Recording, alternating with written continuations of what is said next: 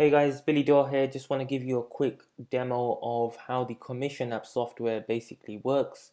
So in a nutshell, the Commission app software lets your customers build a, a affiliate store, okay, a cloud-based affiliate store that they can add their products to, whether it's their own products, whether it's affiliate products, whether it's products from JVZoo, Warrior Plus, ClickBank, Pay.com, or anywhere else for that matter.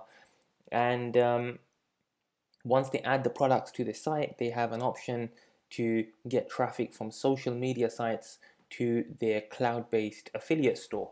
Okay, so I'll quickly log in and show you how it works. So we'll log in here, and once you log in, you can see this display here, which shows number of products, active products, and so on. And then you can basically set up the store, so you can add a product to the store. Okay, so it's very simple. You can add product name, description, an image, product price, affiliate link, and you can add in a call to action button as well as give a rating of the product. You can, once you add a product, you can go back in and you can edit the products that have been added to the store. You can customize the store, so you can change the background colors. You can show how many products you want to show on the actual website itself. There's additional training. There's a support desk, obviously, and then you can also see top selling products from JVZoo that they can just select and use these products on the actual store.